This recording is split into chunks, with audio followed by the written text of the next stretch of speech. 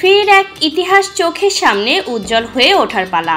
আর তার গুরুদায়িত্ব পালন করবেন শিবাশিস বন্দ্যোপাধ্যায়, যার গবেষণায় এর আগে দর্শকদের হৃদয় হরণ করেছে করুণাময়ী রানী রাসমণি, নেতাজি আমি সিরাজের বেগম, আর এবার রাজরাজেশ্বরী রানী ভবানী। গল্পের প্রেক্ষাপট 1948 সাল। ভারত সবে স্বাধীন হয়েছে তখন। পরাধীনতার ক্ষত তখনও শুকোয়নি ভারতীয়দের শরীর মন থেকে।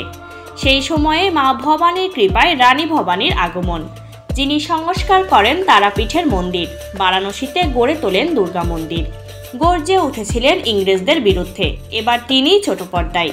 ইতিমধ্যেই সংশ্লিষ্ট চ্যানেলে হাজির আসন্ন এই ধারাবাহিকের প্রোমো। মুখ্য চরিত্রে অভিনয় করতে দেখা যাবে রাজনন্দিনী পালকে।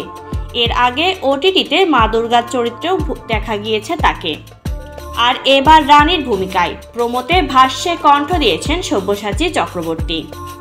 সামাজিক মাধ্যমে গবেষক শিবাশিস বন্দ্যোপাধ্যায় লিখেছেন, খুব ছোটবেলায় এক গহীন গণ্ড গ্রামে আমার মামাবাড়ির চেম্বার গ্রামোফোনে প্রথম শুনেছিলাম রানী ভবানীর কাহিনী। সেই থেকে এই অসীম সাহসিনী ভবানী আমাকে টানেন। আজিমগঞ্জে প্রথম যখন রানীর মন্দির, প্রাসাদ ও আরাধ্যা মূর্তি দেখি, চোখে জল এসেছিল। বাংলার ইতিহাসে রাজপুরুষের ইতিহাস, এক পেশে ইতিহাস। রানী ভবানী এক উজ্জ্বল ব্যতিক্রম।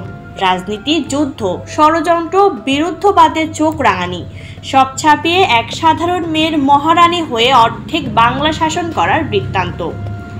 এখানে গল্প মিষ্টি, প্রেম নয়। জীবন মানে প্রেম তো থাকবেই, কিন্তু এখানে গল্প খরস্রোতা। ধারাবাহিক নিয়ে কথা বলতে যোগাযোগ করা হয় রাজনন্দিনীর সঙ্গে, তবে তার তরফ থেকে সাড়া মেলেনি। কোন স্লটে আসছে এই ধারাবাহিক? চ্যানেলের তরফে কিছুই জানানো হয়নি এখনো। চলমান কোনো ধারাবাহিক শেষ হতে চলেছে নাকি আসবে কোনো নতুন স্লট, তা জানার জন্য অপেক্ষায় কাম্য।